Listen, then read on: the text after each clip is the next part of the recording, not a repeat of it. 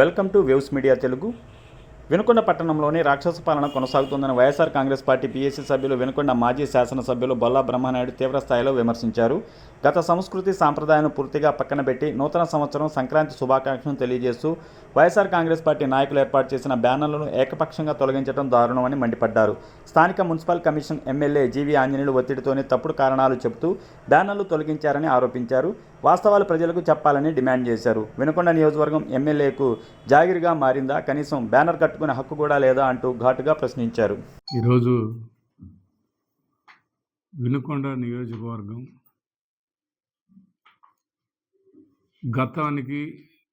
గతంలో ఉన్న సంస్కృతి సాంప్రదాయాలని పక్కనకి నెట్టి గతంలో మరి ఎవరు ఆ పార్టీ ఈ పార్టీ అని తారతమ్యం లేకుండా అందరూ బ్యానర్లు కట్టుకునే వాళ్ళు, ఎవరికి ఇష్టమైన వాళ్ళు బ్యానర్లు వేపించుకుంటారు. అందరి బ్యానర్లని ఎవరు కూడా వాటి జోలిపోయిన పరిస్థితి లేదు. ఈరోజు ఇక్కడ ఉన్నటువంటి కమిషనర్ గారు బ్యానర్లు తీస్తే తెలుగుదేశం పార్టీ వాళ్ళవి మాయి అన్ని పార్టీలు తీసి పక్కనేయాలి. పార్టీ పరంగా తెలుగుదేశం పార్టీ బ్యానర్ ఉంచుకొని వైసీపీ వాళ్ళ బ్యానర్లు తీసేయాలనే ఆలోచన ఈ కమిషనర్ గారికి మరి ఏ ఉద్దేశంగా వారు ఈ బ్యానర్లని తీసేశారు అనేది, వైసీపీ బ్యానర్లను తీసేయడం జరిగింది. మా బ్యానర్లు తీసేయడంలో అర్థం ఏమిటి అని కమిషనర్ గారిని ఈ మీడియా మిత్రుల సాక్షిగా వారిని అడుగుతూ ఉన్నాను. కానీ ఈరోజు స్థానిక ఎమ్మెల్యే గారు కూడా మరి బ్యానర్లు, ఆ సంస్కృతి ఎక్కువ బ్యానర్లు కట్టుకునే సంస్కృతి ఆయనదే, ఎక్కువ ఆయన బ్యానర్లే ఉంటాయి. దాన్ని మేము ఎవరు కాదనం. నీ బ్యానర్లు కట్టుకో, ఇంకైతే ఎవరు బ్యానర్లు ఇవ్వడానికి ఇల్లేదా? అదేమన్నా మీరు జీవో చేశారా? దానికి ఏమన్నా బ్యానర్ కట్టుకోవాలంటే మున్సిపాలిటీ కమిషనర్ గారికి డబ్బులు ఇవ్వాలా? వాళ్ళు డబ్బులు ఇచ్చేసుకున్నారా అని చెప్తాడంట. ఎవరు డబ్బులు ఇచ్చేసుకున్నారు? ఆ రసీదులు ఏమైనా ఉంటే, గవర్నమెంట్కి కట్టిన రసీదులు ఏమైనా ఉంటే చూపించండి. గవర్నమెంట్కి అంత కట్టారు. ఈ దాదాపుగా ఈ సంవత్సరం 20 నెలల కాలంలో తెలుగుదేశం పార్టీ వాళ్ళు బ్యానర్లే మరి ఈ టౌన్ అంతా ఏర్పాటు చేస్తున్నారు. వాళ్ళే నిండుగా కట్టుకుంటున్నారు. కట్టుకుంటే వాళ్ళు ఏమైనా డబ్బులు ఇస్తున్నారా మీకు, మీ మున్సిపాలిటీకి? మరి మీరు ఎమ్మెల్యే గారు మీకేమన్నా జీవో చేశారా? వైసీపీ వాళ్ళ బ్యానర్లు ఇక్కడ వినుకొండ మున్సిపాలిటీలో వేసుకోవడానికి ఇల్లేదని. ఇది మున్సిపాలిటీకి సంబంధించిన కమిషనర్ గారు చెప్పాల్సిన అవసరం ఉంది. అదే కాకుండా ఇవాళ వాళ్ళే చెప్తారు, ఎక్కడెక్కడ బ్యానర్లు రప్ప అన్నారని తీసేసామని చెబుతున్నారు. మరి ఇక్కడే రప్ప అనలేదుగా,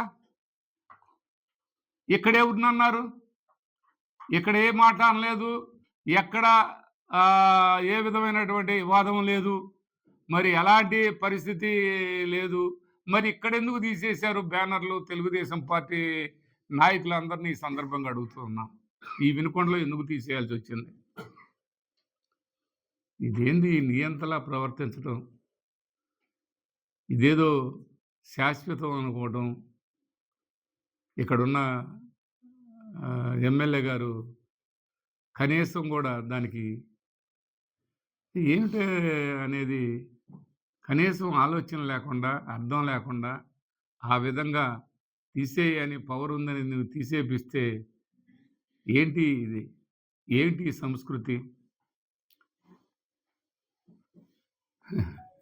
ఎవరినో చెబుతూ అది అట్లా ఇది చేస్తున్నాను, ఇది ఎట్లా ఇది చేస్తున్నాను, దాన్ని అది చేస్తున్నాను, దీన్ని ఇది చేస్తున్నాను, ఈ వినకొండని పెద్ద స్థాయికి తీసుకెళ్ళబోతున్నాను, ఈ రాష్ట్రాన్ని భారతదేశంలోనే ముందడుగేపిస్తున్నాను.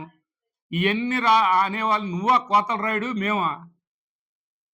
నువ్వు కోతల రాయుడంటే నువ్వు మొదట నువ్వే గదా! ఈ కోతలన్నీ కోస్తున్నావు. ఇక్కడ వినుకొండలో నువ్వు కనీసం ఇదిగో ఇది చెప్పుకోదగింది ఇది చేశాను అని చెప్పటం చేత కాదు.